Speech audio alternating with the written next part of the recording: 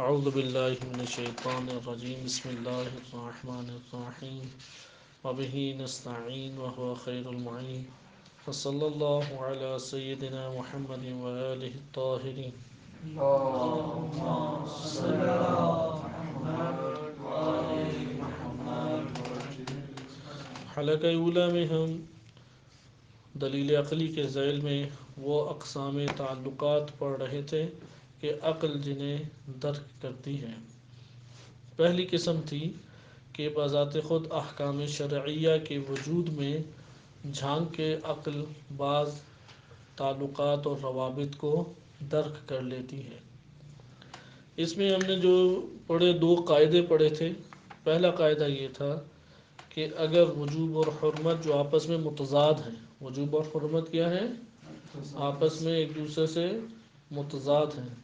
اگر دو فعل ہوں اور دو حکم ہوں، وجوب اور حرمت، اور دونوں الگ الگ فعل سے تعلق قائم کر رہے ہیں، تو یہاں پر ایک ہی وقت میں اگر دو جہات ایک فعل یعنی فعل دو بنتے ہیں لیکن ایک ہی جگہ پر موجود ہیں اور ان کے لیے دو حکم آتے ہیں، تو یہاں پہ جمع ہونا ممکن ہے۔ سوال وہاں پہ پیدا ہوتا ہے کہ خارج میں عمل ایک ہے لیکن اس ایک عمل سے دو چیزوں کا تعلق پیدا ہو رہا ہے۔ اسے توجہ سے درک کریں۔ عمل ہمارے پاس ایک ہے۔ میں آپ کے سامنے یہ کیونکہ یہ والی آج ہمارا اگلا ٹاپک بھی تھوڑا عقلی ہی ہے کہ حرمت جو ہے وہ بطلان کے اوپر دلالت کرتی ہے یا نہیں کرتی، ہم اگلے ٹاپک پہ انشاءاللہ آج داخل ہوں گے۔ اس کی عبارت پڑھ چکے ہیں، تیزی سے اس مطلب کو سمجھیں کیونکہ دلیل تھوڑی سی ہم نے اس میں تسامح ہوا اور آپ کے لیے تھوڑی مشکل پیدا ہوگی۔ آئے اس میں ہم دیکھتے ہیں، ہمارے پاس ایک دفعہ فعل واحد ہے، صحیح ہے؟ آپ نے یہ دو موطن جو ہے نا الگ الگ بنانے ہیں۔ ایک ہوتا ہے خارج اور ایک ہے اس کے مقابلے میں ذہن۔ یہ آپ نے اپنے ذہن میں ہمیشہ رکھنا ہے۔ خارج کہتے ہیں جو میرے وجود سے باہر جو کچھ ہے وہ کیا ہے؟ خارج۔ خارج ایک اصطلاح ہے جو ذہن کے مقابلے میں ہے، وإلا میرا اپنا وجود بھی خارج کا حصہ ہی ہے، صحیح ہے؟ میں اور آپ بھی اس کائنات کا حصہ ہے یا نہیں ہے؟ لیکن ہم ادھر جب خارج کہتے ہیں اس سے کیا مراد ہے؟ وہ جو ذہن کے مقابلے میں ہو۔ ذہن کے مقابلے میں کیا استعمال ہوتا ہے کلمہ؟ خارج۔ اپنے وجود سے باہر۔ صحیح؟ ذہن کلمہ ذہن خصوصی طور پہ استعمال کریں، وإلا انسان کا وجود اس کائنات کا خود حصہ بھی ہے، لیکن خارج کی اصطلاح مفاہیم ذہنیہ تصورات ذہنیہ کے مقابل میں ہے۔ وجود خارجی ایک وجود ذہنی ہے اور ایک وجود خارجی ہے۔ اب ہمارے پاس فعل واحد ہے۔ فعل واحد کس جگہ پر ہے؟ فعل واحد خارج میں ہے۔ خارج میں ایک فعل ہے لیکن اسی فعل سے دو جہات ہمارے سامنے اس سے مربوط ہو رہی ہیں۔ دو جہات کیا ہو رہی ہیں؟ اس سے مربوط اور تعلق قائم کر رہی ہیں۔ اس فعل واحد کو ہم کہتے ہیں معنون۔ معنون معنون ہمارے پاس ایک ہے اور عنوان دو ہیں۔ وہ کیا ہے؟ وجوب اور حرمت۔ مثلا کیسے؟ مثال کے طور پہ مولا کہتا ہے اذا زالت الشمس فصلی، اور ادھر کیا کہتا ہے کہ لا تصلی فی الدار المقصوبہ، غصبی گھر میں نماز مت پڑھو۔ اب آپ جانتے ہیں نا صلی کی دلالت کس کے اوپر ہے؟ صلی وجوب، اور لا تصلی کی دلالت حرمت، اور ان دونوں کا تعلق کس سے قائم ہو رہا ہے؟ فعل واحد ہے، نماز۔ ٹھیک، نماز سے قائم ہو رہا ہے۔ اگر اس طرح ہو، فعل اگر دو ہو، ایک سے وجوب جڑ رہا ہے ایک سے حرمت جڑ رہا ہے، تو ہم یہ کہیں گے کہ کوئی عیب نہیں، ٹھیک، کیونکہ دو فعل ہیں، یعنی تعدد عنوان کے ساتھ ساتھ معنون بھی متعدد ہیں، اس صورت میں تو کوئی عیب اور حرج نہیں ہے۔ اب آئے اس بارے میں اقوال، آیا یہ جائز ہے وجوب اور حرمت ان کا تعلق ہونا جائز ہے یا نہیں؟ ٹوٹل 3 قول تھے، 2 قول آپ کے سامنے بیان کیے گئے، صحیح؟ ایک کہتا ہے جائز، اسے کہتے ہیں قول جواز، اسے کیا کہتے ہیں؟ قول جواز۔ اور دوسرا نہیں، اسے کہتے ہیں قول امتناع۔ امتناع یعنی وہ کہتا ہے کہ اگر فعل واحد ہے تو 2 عنوان کا، یہ عنوان کہلائیں گے، یا اس کا دوسرا نام ہے وصف، 2 وصف کا اس فعل واحد کے ساتھ متعلق ہونا ممکن نہیں ہے، جمع ہونا ممکن نہیں ہے۔ یہ صورت کہاں پہ ہے؟ یہ احکام شرعیہ میں ہے، یہ کوئی مطلقاً نہیں ہم باتیں کر رہے ہیں، احکام شرعیہ کے دائرے میں رہتے ہوئے، ورنہ خارج میں کوئی اور مثالیں ایسی نہیں آئیں کہ 1 سے 2 جہات پیدا ہو رہی ہوں تو الگ ہے۔ اب وہاں پہ جب آپ کہتے ہیں نا کہ فعل واحد ہے تو اس جگہ پہ آپ انشاءاللہ کفایہ میں تفصیلی بحث پڑھیں گے کہ واحد سے کیا مراد ہے۔ واحد نوعی ہے، شخصی ہے، جنسی ہے، یا پھر واحد کہہ کے حقیقی کی 3 قسمیں کی اور مجازی کی 2 قسمیں کی، واحد بالنوع، واحد بالجنس، ایک لمبی بحث ہے۔ ہم ادھر سمپل اور آسان طریقے سے ایک قاعدے کو سمجھنا چاہ رہے ہیں۔ احکام شرعیہ میں، احکام شرعیہ کے وجوب اور حرمت، خارج میں عمل ایک ہے اور خارج میں عمل ایک ہے، لیکن اس ایک عمل سے 2 احکام شرعیہ کا تعلق پیدا ہو جاتا ہے، تو احکام شرعیہ ایک وقت میں جمع ہو رہے ہیں نہیں ایک شے سے؟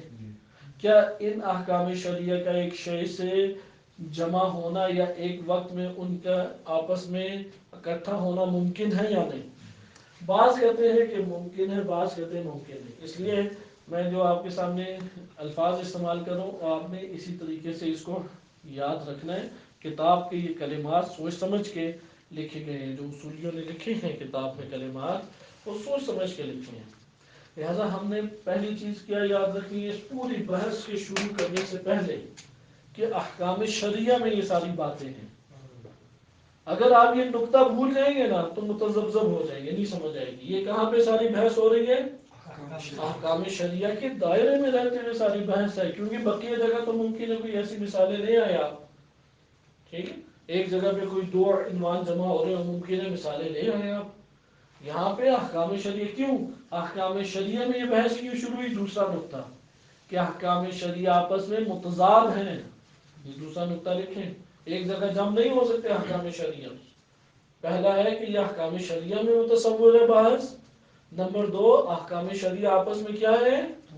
ایک دوسرے سے متضاد ہیں، احکام شرعیہ ایک دوسرے سے متضاد ہیں اور ایک دوسرے سے ٹکراؤ میں ہیں۔ تیسری چیز، اب جب ٹکراؤ میں ہے یعنی ٹکراؤ والے مرحلے میں یہ لکھ لیں اجتماع ضدین محال، 2 متضاد چیزیں جمع نہیں ہو سکتی، یہ دوسرے قاعدے میں جب آ گئے۔ اب تیسری بات یہاں پہ سوال یہ پیدا ہوتا ہے، جب آپ نے یہ پڑھ لیا نا کہ پہلے احکام شرعیہ واجب، حرام، مستحب، مکروہ اور مباح، احکام شرعیہ کے اندر یعنی وجوب ہے، حرمت ہے، استحباب ہے، کراہت ہے اور اباحہ ہے، یہ احکام شرعیہ میں بحث ہوگی۔ دوسرا نقطہ ہمارے پاس کیا آ رہا ہے؟ دوسرا نقطہ یہ آ رہا ہے احکام شرعیہ کا آپس میں تعلق کیا ہے؟ تضاد کا، آپس میں تعلق ٹکراؤ کا ہے۔ متضاد 2 متضاد چیزیں ایک شے کے اوپر جمع ہو سکتی ہیں؟ نہیں جمع ہو سکتی۔ انشاءاللہ تضاد کی بحث منطق میں گزر چکی ہے، وہاں پہ بعض امور ہیں کہ جو ملاحظہ کیے جاتے ہیں تضاد کی تفصیل میں۔ ادھر ابھی آپ نے ایک کلی طور پہ دیکھنا ہے کہ 2 متضاد ایک جگہ پہ جمع نہیں ہوتے، یہ بات ہمارے لیے مکمل ہوگی۔ اب سوال یہ پیدا ہوتا ہے جب 2 متضاد چیزیں ایک جگہ پہ جمع نہیں ہوتی، خارج میں نماز ایک ہے، نماز ایک شخص پڑھ رہے ہیں اور 2 عنوان اس کے پر منطبق ہو گئے، ایک عنوان وجوب ہے، ایک عنوان حرمت ہے، اگر ہم یہ کہیں کہ ایک ہی وقت میں ایک نماز کے ساتھ ان دونوں کا تعلق قائم ہو رہا ہے تو یہ اجتماع ضدین آ جائے گا یا نہیں؟ دو متضاد جمع ہوئے، یہاں پر بحث اختلاف ہو جاتا ہے۔ بعض کہتے ہیں کہ ایسے مورد میں دو متضاد جو حکم شرعی ہیں ان کا جمع ہونا جائز ہے، ممکن ہے۔ بعض کہتے ہیں ممتنع ہے۔ دلیل کیا ہے؟ جو جائز کے قائل ہیں ان کی دلیل، اب دلیل توجہ سے سنیں۔ وہ یہ کہتے ہیں کہ خارج میں آپ جو دیکھ رہے ہیں، آپ مرحلہ ذہن میں ایک دفعہ آئیں، آپ خود سوچیں۔ آپ کہہ رہے ہیں کہ ذہن میں آپ نے دیکھی یہ زمین ہے، یہ زمین ہے غصبی، ادھر شخص کھڑا ہوا ہے، ہو جاتا ہے نماز کا وقت، اب وہ اللہ اکبر کہہ کے نماز شروع کر دیتا ہے، تو کہتے ہیں خارج میں وہ ایک نماز ایک جگہ پہ غصبی جگہ پہ آپ کو اس طرح دکھائی دیتی ہے کہ تفکیک نہیں کر پا رہے، صحیح ہے، نماز اور زمین میں تفکیک نہیں کر پا رہے، اور آپ کہتے ہیں کہ جب غصبی جگہ ہے یا وہ پانی غصبی ہے اور عمل وضو انجام دینا ہے آپ نے، تو اس کے دونوں ایک جگہ جمع نہیں ہو سکتے۔ یہاں ایک طرف سے کہہ رہے غصبی زمین سے نکلو باہر، صحیح ہے، لا تدخل فی الدار المقصوبہ، ایک طرف سے حکم کیا آ رہا ہے باہر نکلو، دوسری طرف سے آ رہا ہے نماز پڑھو۔ اب جب وہ نماز پڑھتا ہے تو نماز جب پڑھ رہا ہے تو کیا وہ والا حکم ساکت ہو جائے گا جو کہہ رہے کہ غصبی جگہ سے نکل جاؤ اور اس میں نماز نہ پڑھو؟ وہ بھی موجود ہے یا نہیں؟ کس شخص کے ساتھ وجود رکھ رہا ہے؟ جو حالت نماز میں۔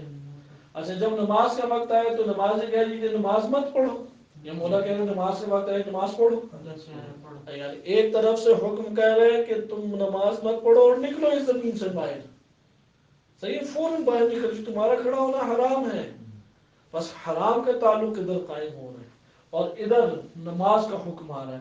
آیا جب وہاں پہ کھڑا ہونا حرام ہے تو نماز پڑھنا جائز ہوگا؟ بس وہ نماز پڑھنا حرام ہے یا نہیں؟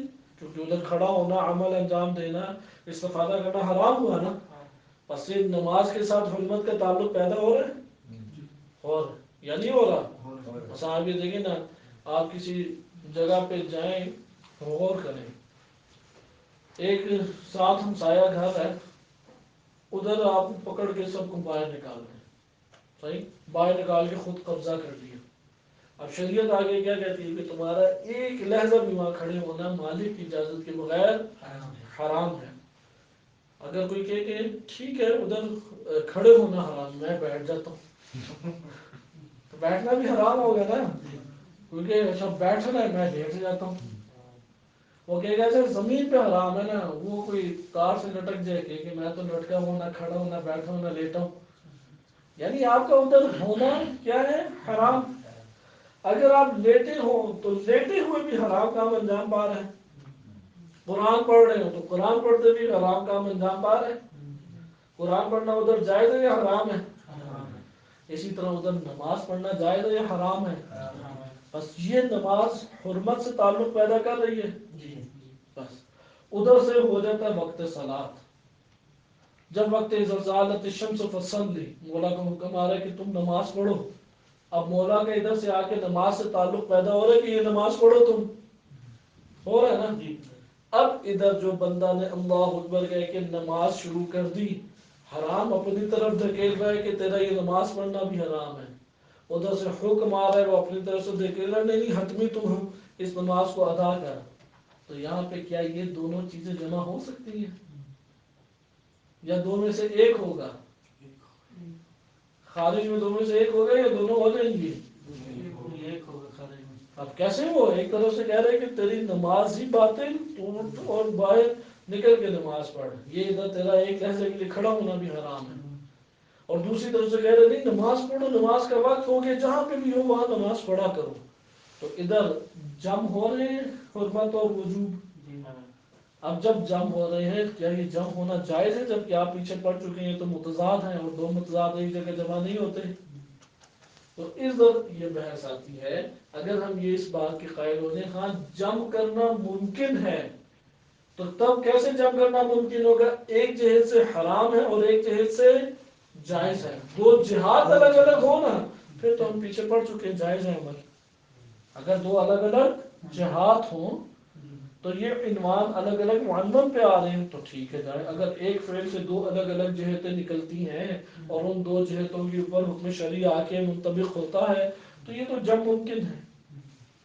لیکن اگر اس طرح سے نہیں ہے، جیسے ابھی آگے دیکھ رہے فعل واحد کہ یہ جگہ بن رہے جہاں پہ دو حکم شرعی آ رہے ہیں. امتناع والی کیا کہتے ہیں کہ ادھر ممکن نہیں ہے، ادھر دو میں سے ایک جاری ہوگا، دونوں جاری بیک وقت نہیں ہو سکتے، دو میں سے ایک حتماً جاری ہوگا. اب کون سا جاری ہوگا یہ بات کی بات ہے، لیکن ممتنع ہے کہ دو بیک وقت ادھر جاری ہو جائے، وجوب بھی اور حرمت بھی. جو جواز کے قائل ہیں وہ کیا بات کرتے ہیں، کیونکہ نماز تو آپ خارج میں ایک ہی پڑھ رہے ہیں نا، ایک نماز کے اوپر صلاۃ مقصوبہ کا بھی حکم آ رہا ہے جو کہ حرام ہے، صحیح ہے، حرمت صلاۃ المقصوبہ، اور ایک طرح وجوب کا حکم بھی آ رہا ہے، وجوب الصلاۃ، دونوں اس کے اوپر منطبق ہو رہے ہیں نا خارج میں. لیکن ذہن میں الگ الگ آپ کر سکتے ہیں، یعنی یار زمین الگ ہے، بندہ الگ ہے، جہت الگ ہے، اور ذہن میں آپ تصور کرتے ہیں اور تفکیک اور تحلیل کرتے ہیں. نماز پڑھنا اس کا الگ عمل ہے اور غسل کرنا ایک الگ عمل ہے. غسل کی جہت سے دیکھیں تو حرام ہے، نماز کی جہت سے دیکھیں تو وجوب ادا ہو گیا ہے. کر سکتے ہیں بس. جواز والوں نے کہا کہ آپ مرحلہ ذہنی کو لیں، آپ ابھی اسے بھول لیں، مرحلہ خارج ابھی ادھر نہ جائیں. مرحلہ ذہنی میں یہ زمین کو الگ کریں تصور اس کا، اور نماز کا تصور الگ کریں. تو وہ حرمت کا تعلق کس سے پیدا ہو رہا ہے اور وجوب کا تعلق کس سے پیدا ہو رہا ہے، اور بات ختم. اور ہم جانتے ہیں کہ عناوین اور معنون وہ ذہنی طور پہ بھی ایک دوسرے سے تعلق قائم کر لیتے ہیں. یہ جواز والوں کی تھی دلیل. امتناع والوں نے آ کے کیا کہا، جو امتناع والے ہیں وہ یہ کہتے ہیں کہ آپ کی یہ بات ہمارے لیے قابل قبول نہیں ہے. کیوں قابل قبول نہیں ہے؟ اس لیے کہ آپ جس کو ذہن قرار دے رہے ہیں یہ خارج کی نسبت یہ آئینہ ہے. یہ کیا ہے؟ آئینہ. اس کی مثال شیشے کی سی ہے. خارج یہاں پہ جو دکھائی دے رہا ہے آپ نے خارج کو مد نظر رکھتے ہوئے ادھر حکم لگانا ہے، خارج سے منقطع تھوڑی کر کے حکم لگانا ہے. سمجھ آ رہی ہے بات؟ یہ تھوڑا منطق سے تعلق رکھتا ہے، اس لیے ادھر دقت کریں. کیونکہ جس طرح آئینہ شیشہ سامنے ہو نا، میں ادھر کھڑا ہوں، تصویر میری سامنے بنے گی شیشے میں. اب ہم شیشے کو دیکھتے ہوئے بات چیت اور گفتگو شروع کرتے ہیں. ایک دفعہ شیشے میں موجود تصویر کے اعتبار سے گفتگو ہے، اور ایک دفعہ آپ گفتگو کرتے ہیں کہ ادھر میری تصویر خارج شیشے میں کیسی بن رہی ہے. صحیح ہے. جب آپ اس جہت سے دیکھیں گے کہ باہر کھڑے شخص کی نسبت سے شیشے میں بنی تصویر کے مطابق گفتگو کریں گے، آپ کی گفتگو کا انداز الگ ہوگا. یہ منطق میں قضایہ کی بحث کی ابتدا میں آتا ہے، اور اس میں آپ یہ شخصیہ اور اس کے بعد طبیعیہ، محملہ، محصورہ تقسیم کرتے ہیں موضوع کی جہت سے. اس کو میں آسان طریقے سے بیان کرتا ہوں. ایک دفعہ آپ شیشہ لے کے آتے ہیں اور شیشہ میں دیکھتے ہیں مختلف چیزیں، یار صحیح طرح سے شیشے میں عکس بنتا ہے یا نہیں بنتا. اب آپ جب چیزوں کو اس میں دیکھ رہے ہیں، آپ کی ساری توجہ کس چیز میں ہے؟ باہر میں ہے یا شیشے میں بننے والی تصویر کے اوپر ساری کی ساری توجہ مرکوز ہے؟ شیشے میں بننے والی تصویر. لیکن ایک دفعہ آپ کو مدرسے جانا ہے، جلدی ہے، اور آپ نے کنگھی کرنی ہے، بھاگے بھاگے جاتے ہیں، کنگھی کرتے ہیں. ادھر آپ کی ساری توجہ کس کی پر مرکوز ہوتی ہے؟ اپنی جہت سے شیشے میں یا فقط شیشے کی جہت سے دیکھ رہے ہیں؟ اپنے طرف سے دیکھیں گے نا، یار میری جو تصویر بن رہی ہے اس میں بہت ساری اور بھی تصویریں بن رہی ہوں گی، آپ کہیں گے وہ جائیں بھاڑ میں. میری جو تصویر بن رہی ہے اس میں صحیح نظر آ رہا ہوں، غلط نظر آ رہا ہوں. آپ باہر کے تناظر میں رہتے ہوئے اندر دیکھ رہے ہیں. ذہن بھی شیشے کی مانند ہے، آئینہ ہے. ہم ادھر دیکھتے ہیں نا، مطلب آپ نے اس تصویر کو دیکھا، آنکھیں بند کریں یا آپ کے ذہن میں منطبق ہو جائے گی یا نہیں؟ چلی جائے گی. صحیح. یا مثال کے طور پہ دعا میں موبائل استعمال کرنا ممنوع ہے، آپ نے اسے دیکھ لیا اور پھر چلے گئے، ذہن میں رہ جاتا ہے یا نہیں؟ اب یہ کیسے رہ جاتا ہے؟ کیونکہ جو دیکھتے ہیں وہ ذہن میں بن جاتا ہے. اس لیے نامحرم کی طرف دیکھنا حرام ہے، کیونکہ دیکھیں گے تو بن جائے گی، وہ تو چلی گئی، لیکن جو ذہن میں آ گئی وہ کہاں جائے گی؟ پھر تو شیطان نفس بن جاتا ہے اور پھر کھیلتا ہے۔ اس لیے نظر ہی نہیں اٹھا کے دیکھنی چاہیے۔ ہمارا ذہن کیا ہے؟ مثل آئینہ ہے، اور اس آئینے تک پہنچاتی کون ہے؟ یہ نگاہیں، یہ کان، یہ حواس خمسہ۔ واضح یہ بات۔ اب اسی طریقے سے خارج میں ایک نماز ہو رہی ہے، وہ کہتے ہیں خارج میں آپ مد نظر رکھتے ہوئے آئینے میں دیکھیں، نہ کہ خالی آئینے کی ہی دنیا میں سیرے کرتے پھریں۔ ایک دفعہ آئینے کی دنیا میں جا کے آپ تصورات کو دیکھتے ہیں، ایک دفعہ خارج سے مقایسہ کرتے ہوئے، یعنی آپ گویا کہ خارج کو دیکھ رہے ہیں آئینے میں، اور یہ آئینہ آپ کے لیے وسیلہ بن رہا ہے خارج کے عکس کا۔ اس لیے جب آپ آئینے میں حکم لگائیں گے گویا کہ آپ نے خارج میں حکم لگایا۔ اس اعتبار سے تو امتناع بن جاتا ہے، کیونکہ جس طرح سے خارج میں ایک شے کے اوپر دو عنوان منطبق نہیں ہو سکتے، وہ کہیں گے آپ کے ذہن میں ہم خارج کو مد نظر رکھتے ہوئے ذہن میں اگر حکم لگائیں تو نہیں بن سکتے۔ ہمیں اس کا انکار نہیں ہے کہ عناوین ذہنی طور پہ بہت سارے مختلف عنوان ہیں، اور ان سے معنون ایک اور معنون کے اوپر عنوان آ کے جمع ہو جائیں، ذہنی طور پہ آپ تصورات کی دنیا میں جا سکتے ہیں، لیکن آپ نے جب گفتگو کرنی ہے تو خارج کو مد نظر رکھتے ہوئے کرنی ہے، اور خارج کو مد نظر رکھتے ہوئے آپ کریں گے تو پھر یہ عمل جائز نہیں ہے، کیونکہ اس سے کیا لازم آئے گا؟ دو متضاد چیزوں کا ایک فعل میں جمع ہونا لازم آئے گا۔ یہ ہماری بحث تھی اجتماع الامر والنہی۔ ادھر سے ایک اور بڑی دلچسپ بحث شروع ہوتی ہے، اور یہ ایک دوسرے کے کناروں میں ہی اصول فقہ میں چلتی ہے۔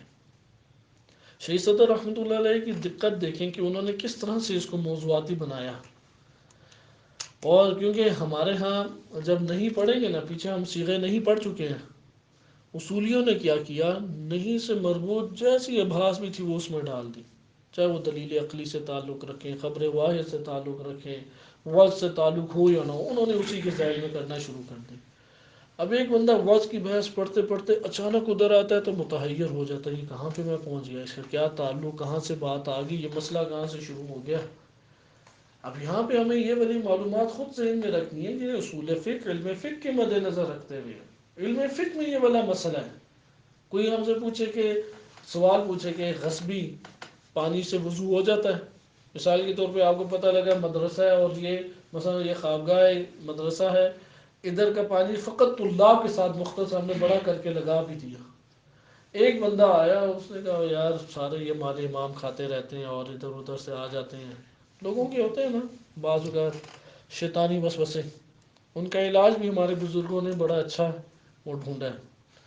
ہمارے پاکستان کے معروف ہیں بعض بزرگ، ان کے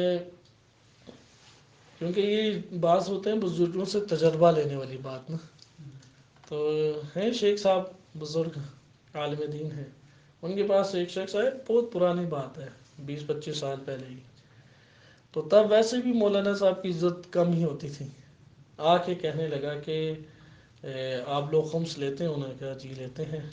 اب وہ دینا چاہ رہا تھا، اور دیتے ہوئے پولیس انسپیکٹر کی طرح نا تفتیش کر رہا تھا، تو سوالوں میں کہنے لگا آپ لے کے کرتے کیا ہیں؟ کہتے ہیں ہم پیٹ میں ڈالتے ہیں۔ کہتے ہیں کرتے ہیں؟ کہتے ہیں کھاتے ہیں ہم مل کے، ہم سب مل کے کھاتے ہیں وہ، کیونکہ وہ الزام بھی یہ لگاتے ہیں نا مولانا کھا گئے، تو انہوں نے کہا ہم نے کیا کرنا ہے اس کا، آپ ہمیں دیں گے، ہم پیٹ میں ڈالیں گے، آرام سے کھائیں گے اسے، اگر دینا ہے تو دیں، نہیں دینا تو جائیں آپ۔ اب وہ تھوڑا سا متذبذب ہوا، کیونکہ خمس کا مال مرجع تک پہنچتا ہے، مرجع کی اجازت سے مدارس کی دنیا پہ لگتا ہے، دینی دنیا میں لگتا ہے، عوام الناس کے رفائی کاموں میں، خدمت خلق کی امور میں خرچ ہوتا ہے، تو بے بنیاد ایک سوال ہے۔ تو انہوں نے بھی کہا کہ ٹھیک ہے بھائی ہمارے پیٹوں میں ہی جائے گا، مدرسہ ہم نے کس سے چیزوں سے چلانا ہے۔ خمس پہلی بات ہے اتنا لوگ دیتے ہی نہیں ہیں، یہ ہوتے ہیں بعض خدائی لوگ کہ جن کے ذریعے سے یہ دینی ادارے چل جاتے ہیں، عوام نکالتی ہی کم ہے۔ پھر وہ کہنے لگا 10 روپے نکال کے کہ یہ خمس کے پیسے ہیں ہماری طرف سے، تو انہوں نے بولا کچھ نہیں، کہتا ہے کہ اس کی پرچی دے دینی۔ انہوں نے کہ پرچی لیں گے تو قریب ادھر امام بار کا ہے، ادھر جائیں وہاں سے یہ پرچی ملتی ہے۔ یعنی ایک تو احسان ہے عالم دین کا کہ اس کی مال کو امانت لے کے مرجع تقلید تک پہنچائے، اور اس کی گردن سے یہ وجوب ختم ہو، اس کا خادم بن کے وہ رہتا ہے، اس نے اس کی حفاظت کرنی ہے، وہ امین بننا ہے، امین ہاتھوں میں آ کے وہ مال آگے پہنچائے گا، اور یہ آگے سے اس طرح سے تفتیش کر رہا پتہ نہیں کیا وہ کر رہا ہے، اگر نہیں اسے اتنا کوئی احساس تو جائے پھر خود پہنچائے، ہم کوئی اس کے موظف تو نہیں بیٹھے ہوئے، یعنی ہمیں کسی بندے نے اس لیے تو نہیں مدارس میں بٹھایا کہ خمس لے کے آگے تک پہنچائیں، نہ کوئی اس حوالے سے پیسہ ملتا ہے، نہ کوئی منصب ہے، نہ کچھ اور، ہر بندے کی شرعی ذمہ داری ہے کہ وہ نائب امام تک جا کے پہنچا کے آئے، اس لیے جائے اور وہ یہ سفر کرے، اگر ہم اس کی مشکل حل کرتے ہیں تو اسے شکریہ ادا کرنا چاہیے۔ جیسے امام خمینی رحمۃ اللہ علیہ کے پاس ایک بندہ آیا، بیگ بھرے ہوئے تھے پیسوں سے، آ کے رکھے، اور رکھنے کے بعد جو ہے وہ امام خمینی نے 2 ٹوک اس سے بات کی، ٹھیک ہے کوئی مسئلہ نہیں ہے آپ دیں، اور اس کو قبول کر کے چلا گیا، باہر گیا تو تھوڑی باتیں بنانے لگا، ہم نے اتنے پیسے دیے ہیں اور کچھ یہ بھی نہیں کہا وہ بھی نہیں کہا، انہوں نے ادھر سے بلایا کہ اسے لے جاؤ، یہ میری گردن پہ ویسے ہی پھنسنا ہے، تم لے جو جو مرضی تم جا کے اسے دو، میں یہاں پہ اس لیے بیٹھا ہوں کہ تمہارے پیسے لوں اور اس کی امانت سے خرچ بھی کروں اور اس کا جواب بھی قیامت والے دن دوں، یہ تو تمہاری گردن کا بوجھ ہے، جاؤ اسے جا کے جس طرح مرضی خرچ کرو۔ تو یہ چیزیں ہمارے سامنے آتی ہیں کہ اس طرح سے سوال جواب بنتے ہیں۔ بہرحال بات ہماری کہیں سے کہیں نکل گئی کہ یہ ہمارے سامنے جو موضوعات آ رہے ہیں یہ اسی طریقے سے ہیں کہ علاقات ہیں، تعلقات آپس میں قائم ہوتے ہیں، عقل آ کے در کرتی ہے، احکام شرعیہ کے اوپر آپ نے غور کرنا ہے، ان سب چیزوں کا احکام شرعیہ سے تعلق ہے۔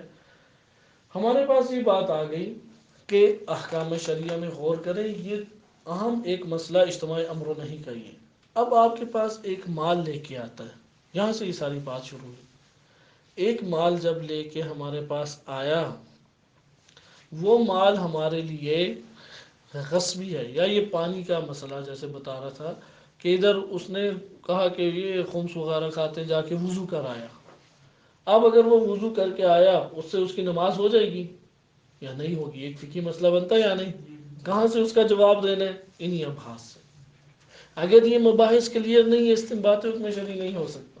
اسی طرح انسان کے لیے اور دیگر چیزیں ہیں، مثال کے طور پہ ایک جگہ ادھر زبردستی مسجد پہ قبضہ کر لیا، اب لوگ سمجھتے ہیں کیونکہ باہر جھگڑے چلتے ہیں، مسجد ایک مخصوص تھی یا ایک زمین تھی کسی کی جگہ تھی، آسان مسئلے کو کر دیتے ہیں، ادھر کوئی کیس وغیرہ کر کے ناانصافی کر کے زمین ہتھیا لی اور کہا کہ یہ مسجد ہے جی، اب وہاں پہ لوگوں کی نماز ہو جائے گی؟ نہیں ہو، یہ فقہی مسئلہ اس پہ ہے، آپ کے امتناع کے قائل ہیں نماز نہیں ہوگی، جواز کے قائل ہیں کہیں گے عمل غصبی حرام ہے لیکن نماز ہو جائے گی۔ دیکھا آپ نے کہ کتنا اثر پڑتا ہے، ان احکام شرعیہ کو دیکھتے ہوئے اصول فقہ نے پھر ایک قاعدہ بنایا اور فقہا نے اس کو اپنی کتابوں میں لکھا۔ اسی کے ذیل میں دوسرا ہمارے پاس مسئلہ آ جاتا ہے، وہ یہ ہے کہ آیا عبادت اور معاملات دو الگ الگ چیزیں ہیں؟ عبادت کسے کہتے ہیں علم فقہ میں؟ جسے قربتاً الی اللہ انجام دینا پڑے، اور جس کو قربتاً الی اللہ انجام دیے بغیر انجام دیں اعمال کو، وہ معاملات میں آ جاتے ہیں۔ یہاں پہ یہ سوال پیدا ہوتا ہے، عبادت میں اگر حرمت آ جائے، وہ حرمت اس عبادت کو باطل کر دے گی یا نہیں؟ یعنی یہ کہ حرام ہے یہ کام انجام دینا اور انسان پھر بھی وہ کام کر لے تو وہ عبادت حلال باطل ہو جائے گی، یہ آدھا ضروری ہے یا نہیں؟ ایک یہ بحث ہے۔ دوسری بحث معاملات میں، کہ معاملات میں اگر ایک عمل حرام انجام دیتے ہوئے عمل انجام دیا جائے تو کیا وہ معاملہ صحیح رہے گا یا باطل ہو جائے گا؟ یہ ہمارے پاس ایک دوسرا فقہی مسئلہ ہے، اس سے ایک قانون لیا۔ یہ دو مسائل کہ مسئلہ ایک ہے کہ امر اور نہیں، جیسے ادھر دیکھا وجوب اور حرمت، یہ امر اور نہیں سے تعلق ہے، امر اور نہیں ایک فعل واحد میں جمع ہو سکتے ہیں یا نہیں؟ یہ مسئلہ تو ابھی ہم نے پڑھ لیا، 3 قول ہیں، مطلقاً جواز، مطلقاً امتناع اور ایک تفصیل کا قول۔ دوسرا مسئلہ، اگر ایک شے سے حرمت آئے، حرام چیز جب ایک شے سے تعلق پیدا کرتی ہے وہ اس کے عمل کو باطل کرتی ہے یا نہیں، فاسد کرتی ہے یا نہیں؟ صحیح ہے، یعنی الحرمت تستلزم البطلان، یا فساد یا نہیں، بطلان اور فساد کو مستلزم ہے یا نہیں، یہ دونوں ایک دوسرے کے ساتھ ہی اصولی کتابوں میں آتے ہیں۔ اور یہ بڑا مسئلہ، ان دونوں میں بنیادی فرق کیا ہے، ادھر بھی نہیں ہے اس میں بھی نہیں ہے، ان میں کیا فرق ہے یہ آگے انشاءاللہ دیکھیں گے۔ اس کو شہید صدر نے بڑے خوبصورت طریقے سے دوسرے عنوان کو بیان کیا۔ انہوں نے کہا ایک دفعہ آپ احکام شریعہ کے درمیان میں جھانک کے دیکھتے ہیں اور باہمی طور پہ ایک حکم کو دوسرے حکم سے ملاحظہ کرتے ہوئے بعض اصولوں کو عقل جو ہے وہ درک کرتی ہے، لیکن بعض ایسے نہیں ہیں۔ وہ دوسری ہمارے پاس تقسیم کیا تھی کہ دوسری ہمارے پاس تقسیم یہ آئی کہ بعض ہیں کہ جس میں حکم اور اس کے موضوع سے تعلق ہے۔ البتہ یہ والی دوسری تقسیم معذرت کے ساتھ کہ پہلی تقسیم جو احکام ہے یہ احکام کے دائرے کی ہی بحث ہے، صحیح ہے، وہ دوسری تقسیم انشاءاللہ کل ہی پڑھیں گے، ابھی نہیں۔ یہ جو ابھی ہمارے پاس بحث آئی، ہم نے اس کو آپ نے اچھے طریقے سے نا وہ ملاحظہ کرنا ہے، کیونکہ یہ عقلی چیزیں ہیں، لیکن عقلی اسی عنوان سے یہ دو بحثیں ہیں بنیادی۔ ایک کو کہتے ہیں اجتماعی امر و نہیں، اور دوسرے کو کہتے ہیں کہ آیا حرمت وہ عبادت اور معاملات کے فساد اور بطلان کا سبب ہے یا نہیں۔ ٹھیک، ہم نے پہلی قسم کیا پڑھی ہے، تعلقات میں بذات خود احکام میں، صحیح ہے، عقل در کرتی ہے۔ احکام ہمارے پاس دو طرح کے آتے ہیں، انشاءاللہ یہ بھی آئے گا۔ ایک ہے حکم تکلیفی، اس کا آپ لوگوں کو پتہ ہے، حکم تکلیفی یہ ہے وجوب ہے، استحباب ہے، اور حرمت ہے، کراہت ہے، اور اباحہ ہے۔ ٹھیک، یہ ایک ہے حکم وضعی۔ اسی طریقے سے ایک اور حکم کی تعریف ہے حکم واقعی اور ظاہری۔ بہرحال یہ حکم وضعی ہی رکھیں۔ حکم وضعی جیسا کہ ہمارے پاس آ جاتا ہے صحت، بطلان، شرط، جزئیت، یہ سارے کیا ہیں، احکام وضعیہ ہیں، یہ احکام وضعیہ ہیں۔ اجتماع امر نہیں میں ہم نے حکم تکلیفی کے ذیل میں پڑھ لیا، ملاحظہ کیا۔ آئے اب ہم دیکھتے ہیں حکم وضعی کے ذیل میں، یہاں پہ یہ دوسری بحث آتی ہے کہ یہ بحث ہو گئی اجتماع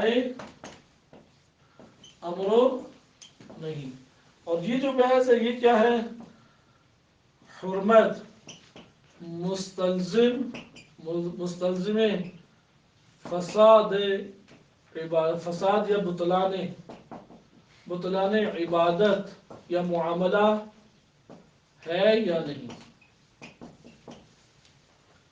ہے یا نہیں۔ ٹھیک، اس میں بھی اسی طریقے سے بحث ہے۔ میں آپ سے چند سوال کرتا ہوں، وہ آپ کے لیے کافی ہوں گے، اور ہم تھوڑی سی عبارت پڑھتے ہیں، باقیہ کل پڑھیں گے، کیونکہ یہ دو اصول فقہ کی اہم اور طویل ابحاث میں سے ہے، اور نہیں کا چیپٹر انہی دو کی وجہ سے قابل دقت بنتا ہے۔ باقی نہیں، اس کے نیچے پھر جزیات بہت ساری ہیں، اقوال ہیں، اور اس میں مسائل ہیں۔ سوال، صحت، ہاں یہ اردو والی صحت نہیں ہے، بطلان۔ حکم وضعی آپ لوگوں کے ابھی ذہن میں نہیں ہوگا، اس پہ ٹائم لگ جائے گا، ابھی اس پہ نہیں آتے۔ چند مثالیں جو انہوں نے یہاں پہ ہمارے سامنے بیان کی ہیں۔ آپ لوگ خرید و فروخت کے احکام، عقد کے احکام پڑھ چکے ہیں، ہم معاملے کی طرف کو لیتے ہیں، ٹھیک ہے، ابھی عبادت سے پہلے تو چھوڑ دیتے ہیں۔ عقد کب بنتا ہے، جب ایجاب اور قبول، کیونکہ عقد میں کافی تفصیل ہے، انشاءاللہ تعالی مقاصد میں ملاحظہ کریں گے۔ عقد کی اپنی شرائط ہیں، متعاقدین دو عقد کرنے والوں کی اپنی شرائط ہیں، پھر اس کے نیچے ذیلی اقسام بن جاتی ہیں۔ عقد کی شرائط میں ایک ہے کہ ایجاب اور قبول ہو، اور اثر مترتب ہوتا ہو۔ صحت سے کیا مراد ہے، صحت عقد، یہ لکھ لیں، عقد میں صحت عقد سے کیا مراد ہے، صحت عقد۔ یہ آپ کے لیے بہت ضروری ہے، یہ والا نقطہ، اسے آپ نے فراموش نہیں کرنا، کیونکہ یہ میرے ابحاث آگے سے تعلق رکھتے ہیں، ادھر آپ کو اپنی ضرورت کے مطابق ہی یاد رکھنا پڑے گا۔ صحت عقد میں دو چیزیں ہیں، ایک ہے صحت عقد اور دوسرا ہے بطلان عقد۔ صحت عقد سے کیا مراد ہے؟ صحت عقد سے مراد ہے اثر کا مترتب ہونا، بطلان عقد سے اثر کا مترتب نہ ہونا۔ صحت عقد میں آ جائیں، اثر کا مترتب ہونے سے کیا مراد ہے؟ یعنی نقل و انتقال ہونا۔ اس سے کیا مراد ہے؟ یعنی مشتری جو فروخت کرنے والا، اسے کہتے ہیں بائع، فروخت کرنے والے سے مال منتقل ہو جائے مشتری تک، مشتری یعنی گاہک، صحیح ہے، گاہک تک، اور مشتری سے پیسے منتقل ہو جائیں بائع تک۔ اس کو ہم کیا کہتے ہیں اصطلاح میں؟ انتقال، نقل و انتقال۔ بائع چیز دے اور مشتری پیسے دے، صحیح ہے، ثمن اور مثمن، یعنی مشتری دیتا ہے قیمت اور ادھر سے بائع کیا کہتے ہیں؟ مثمن، یعنی وہ شے دے دیتا ہے۔ اگر یہ عمل انجام پا جائے تو یہ عقد صحیح ہے، اور اگر انجام نہ پائے تو یہ عقد باطل ہے۔ واضح ہے یہ بات؟ سوال یہاں پہ پیدا ہوتا ہے کہ صحت اور بطلان آپس میں متضاد ہیں یا نہیں ہیں؟ ان کا تو واضح ہے، یہ ایک وقت میں جمع ہو سکتے ہیں ایک جگہ پہ، بس ہمیں یہ پتہ لگ گیا کہ یہ نہیں ہو سکتا کہ صحت بھی ہو اور بطلان بھی ہو۔ لیکن سوال، صحت اور حرمت آپس میں متضاد ہیں؟ سوچ کے آپ بتائیں، سوچیں، صحیح ہے؟ صحت، یہ آپ کو یاد ہو گیا صحت عقد سے کیا مراد ہے؟ عقد کا صحیح ہونا۔ کیا مطلب عقد کا صحیح ہونا؟ عقد کا صحیح ہونا مطلب یہ ہے کہ ایک جنا چیز دے، ادھر جو لکھا ہے اسے یاد نہ کیا نہیں ہوگا یاد، میں اسی کی بات کر رہا ہوں۔ ادھر اوپر پہلے اثر کا مترتب ہونا لکھا ہے، اثر کا مطلب اثر کے کیونکہ آپ کے پاس کتابوں میں جو تعبیر چلتی ہے نا، وہ نیچے والی وضاحت نہیں چلتی، اچھا وہ اصطلاح، ہاں اوپر والی چیز چلتی ہے۔ یترتب علیہ الاثر عملہ، اس کے اوپر، اس عقد کے اوپر اثر مترتب ہو رہا ہے یا اثر مترتب نہیں ہو رہا؟ اصل چیز ہے اثر کا ہونا، یہ اثر کا ہونا۔ اثر کا مرتب ہونا کیا؟ اگر اثر عقد کے ساتھ تعلق پیدا کر رہا ہے، مترتب ہونا یعنی تعلق پیدا کر رہا ہے اور نہیں کر رہا، اثر سے کیا مراد ہے؟ نقل و انتقال، ٹھیک ہے؟ سنیں، آپ نے اسی کو لگانا ہے، صحیح طریقے سے رٹا لگائیں، کیونکہ یہ الف بے جو بھی آتی ہے نا علوم کی الف بے، وہ سمجھنے کے ساتھ ساتھ رٹا لگانے سے تعلق رکھتی ہے۔ اگر یہ حفظ نہ ہوں چیزیں تو آگے ہمیں نہیں علوم سمجھ آتے۔ بس آپ نے ادھر ملاحظہ کیا عقد، صحت عقد اور بطلان عقد۔ صحت عقد سے کیا مراد ہوئی؟ ترتب اثر، اور بطلان عقد سے صحت کا ہر جگہ یہ معنی نہیں ہے، یہ کہاں پہ یہ معنی ہے؟ عقد، فقط عقد میں اثر کا مترتب ہونا۔ عبادت میں صحت سے کیا مراد ہے؟ جو قربتاً وجہ قربت کا باعث بنے اور اس کے مطابق اپنی شرائط کے مطابق انجام پائے، وہ صحیح نماز کہلائے گی۔ بطلان کیا ہے کہ جو اس طرح سے وجہ قربت جس میں نہ ہو، یا جو اپنے اجزاء اور تمام کا کامل اجزاء اور ارکان کے ساتھ انجام نہ پائے۔ لہذا آپ نے عقد کی ابھی مثال دی جا رہی ہے کیونکہ معاملات کے پہلو کو ہم نے لیا، لفظ صحت جو ہے نا ہر فیلڈ میں الگ مانا ہوتا ہے، اس کے مطابق ہوگا، وہ انشاءاللہ دیکھیں گے۔ ادھر ابھی اس لیے صحت اور بطلان حکم ماضی ابھی آپ نے نہیں پڑھا، آپ ادھر دیکھیں عقد میں صحت سے کیا مراد ہے؟ ترتب اثر سے کیا مراد ہے؟ نقل و انتقال۔ نقل انتقال سے کیا مراد ہے؟ بائع کے ہاتھ میں پیسے آئے اور گاہک کے ہاتھ میں مال یعنی وہ شے آئے، ٹھیک ہے؟ یہ جب انتقال ہو جائے عقد ہو گیا، اور اگر یہ نہ ہو عقد نہیں ہوا۔ آپ مثلا لینے گئے سبزی، آپ نے اگر پیسے دے دیے اور اس نے شاپر پکڑا دیا، عقد ہو گیا. لیکن آپ نے ابھی پیسے دیے ہی نہیں ہے، بات چیت چل رہی ہے، عقد ہو جائے گا؟ صحیح عقد نہیں کہلائے گا. ٹھیک ہے. اب ہیں ادھر سوال پیدا ہوتا ہے. سوال ادھر اب غور سے توجہ سے سنیں. صحت اور بطلان کا مطلب پتہ لگ گیا یا نہیں لگا پتہ؟ کسے کہتے ہیں صحت عقد؟ اثر کا مترتب ہونا. ادا کرے اثر یہ کا. خالی صحت کا معنی ہے یا صحت عقد کا معنی ہے؟ صحت عقد. عقد میں صحت کا مطلب کیا ہے؟ اثر کا. اثر کا مترتب ہونا. اثر کا مترتب ہونے سے کیا مراد ہے؟ نقل و انتقال. کیا مطلب نقل و انتقال؟ دکاندار چیز دے دے اور جو گاہک ہے وہ پیسے رقم دے دے. ایک نے رقم لی اور ایک نے چیز لی، نقل انتقال ہوا. اگر نقل انتقال ہو جائے اسے کیا کہتے ہیں؟ صحت عقد. عقد صحیح ہے، یہ معاملہ صحیح ہو گیا. لیکن اگر یہ نہ انجام پائے تو عقد کیا ہے؟ باطل ہے. عقد کیا کہلائے گا؟ باطل کہلائے گا عقد. عقد ہمارے پاس ادھر ہے کہ دو افراد آپس میں جو معاملہ کرتے ہیں اسے عقد کہتے ہیں. عقد کا لغوی مطلب تو جڑنے کا ہے، اس طرح جڑنا کہ نہ ٹوٹے شے.